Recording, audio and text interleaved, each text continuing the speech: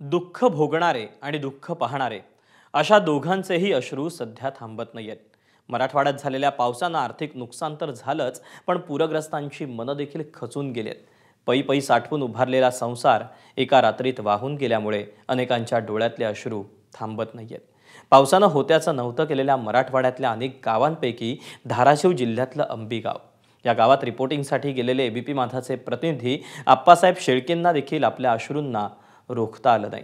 मराठवाड्यातल्या संकटाचा, दुःखाचा आणि अश्रूंचा हा ग्राउंड रिपोर्ट।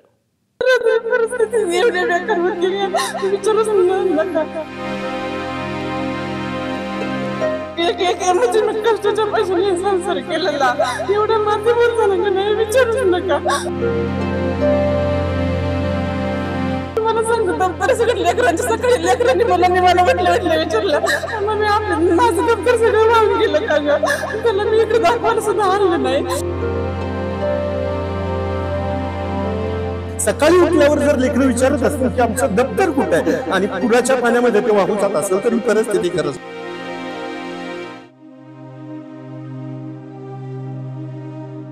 धाराशिव जिल्ह्याच्या अंबी गावातल्या या कुटुंबावर कोसळलेला दुःखाचा डोंगर पाहून एबीपी माझाचे प्रतिनिधी आप्पासाहेब शेळकेंनाही आपले अश्रू अनावर झाले।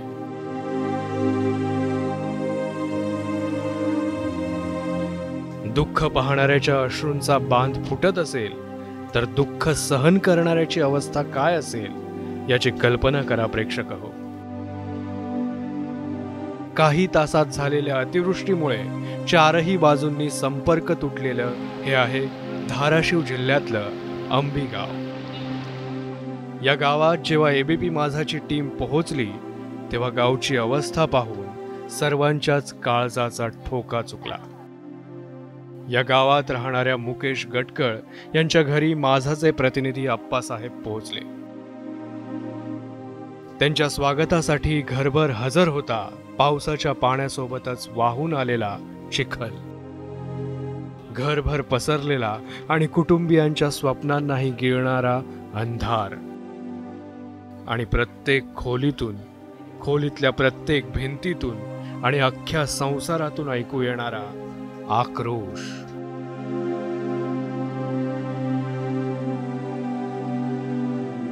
भूममध्ये रात्री झालेल्या पावसामध्ये अनेक घरामध्ये पाणी शिरलेल्या भूममधल्याच गटकळ कुटुंबाच्या घरात आपण आलेलो आहोत। खरं तर आतमध्ये वीज नाही, उजेड नीट दिसणार नाही, मात्र इथली परिस्थिती मनाला कापर पडणारी आहे।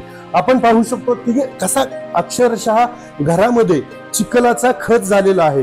हे जे नदीचं पाणी आहे घराभरामध्ये खेळून गेलेलं होतं आणि अख्खा संसार यांचा या पाण्यामध्ये भिजलेला आहे, वाहून गेलेला आहे। अक्षरशः भांडीकुंड आहे हे सुद्धा पाण्यासोबत वाहून गेलेले आहेत। हे पत्र्याचं 4 खोल्यांचं घर आहे। या घरामध्ये या लाईट नसल्यामुळे नीट उजेड दिसणार नाही, मात्र प्रत्येक घराच्या खोलीमध्ये बघितलं तर इथं चिखलाचा खच आहे। अक्षरशः गुडघाभर चिखल ही आहे आणि संसारातली सगळी भांडीकुंडी आहेत ती अस्ताव्यस्त पडलेली आहेत। मुसळधार पावसानं गटकळ कुटुंबानं कष्टानं उभारलेल्या संसाराचा असा डोळ्यासमोर चिखल झाला। आपल्या स्वप्नांचे हे अवशेष पाहून मनीषा ताईंचे अश्रू थांबत नव्हते। घराच्या कानाकोपऱ्यात घुसलेलं पाणी डोळ्यांचेही बांध तोडून वाहत होतं।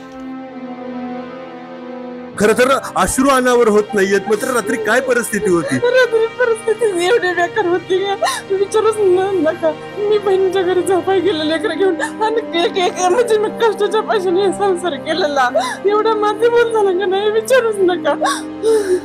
खर तर हे संकट खूप मोठं आहे, तुमचं अश्रू साहजिक आम्ही समजू शकतो, मात्र यातून आपल्याला उभं राहायचं आहे। काय नुकसान झालं, काय रात्रीची परिस्थिती कशी होती, लेकरांना कसं तुम्ही हे केलं? माझ्या दिरांनी ह्यांनी जावे बांधून आम्हाला सगळ्यांना बाहेर काढला, नाहीतर आमचं काहीच खरं नव्हतं। जनावर पण आमची इथंच होती रात्री, आम्ही सकाळी जनावर पाण्यातून बाहेर काढले। तर घरामध्ये काय काय नुकसान झालंय? घरात जेवणाचं नुकसान झालंय, सगळं भांडकुंडाचं नुकसान झालंय, काय म्हणूनच त्या घरातलं सगळ्यांचं नुकसान झालंय। या दुःखात जेव्हा लेकरांचा विषय आला तेव्हा गटकळ कुटुंबियांची व्यथा ऐकून माझाचे प्रतिनिधी आप्पासाहेब शेळकेंच्या भावनांचीही जणू ढगफुटी झाली। वार्तांकनातल्या तटस्थपणाच्या मर्यादांवर माणुसकीचा गहिवर हावी झाला. आप्पासाहेबांनी अखेर साचून राहिलेल्या अश्रूंसमोर हार मानली आणि त्यांना वाहू दिलं. किती मुलं तुम्हाला आहेत ते शाळेत जातात का? त्यांची वह्या पुस्तकं असतात? पुस्तकाचं नुकसान झालंय. तुम्हाला सांगतो दप्तर सगळं लेकरांची सकाळी लेकरांनी मला म्हटलं विचारलं मग मी माझं दप्तर सगळं वाहून गेलं का ग? त्याला मी इकडे दाखवायला सुद्धा आणलं नाही. सगळं बहिणींच्या घरी ठेवलं. मला रात्रीपासून दमच निघाना कसलाच, कारण हे माझे सगळं कष्टच आहे. त्यामुळे मला सगळं छातीवर दाब आल्यासारखं होतं या संसाराने. तुम्ही धीर धरा. खरं तर संकटाला आपण सामोरं जायचं असतं. तुम्हाला मदतीचं सरकार मदतीचं करेल. खरं तर शब्द नाहीये त्यांच्या हे करायला. आपल्याला सुद्धा या गोष्टी बोलतात, कारण या परिस्थितीमध्ये आपण पाहतोय की सगळं अक्षरशः ज्या मुलांच्या ज्या भावना ते सांगतात की सकाळी उठल्यावर जर लेकरं विचारत असतील की आमचं दप्तर कुठं आहे आणि पुराच्या पाण्यामध्ये ते वाहून जात असेल तर ही परिस्थिती खरंच काय परिस्थिती होती रात्रीचं? तुम्ही कसं याला सामोरं गेलं? परिस्थिती म्हणजे लई बेकार परिस्थिती होती. म्हणून ते बळ कसं तरी आम्ही इथून निघालो. एबीपी माझावर गटकळ कुटुंबियांवर कोसळलेलं हे आभाळ पाहून महाराष्ट्रही गहिवरला.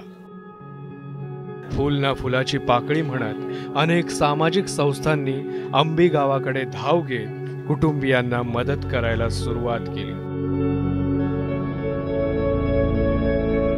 गटकळ कुटुंबियांचे दुःखाचे अश्रू आणि हे दुःख जवळून पाहणाऱ्यांचे सहानुभूतीचे अश्रू.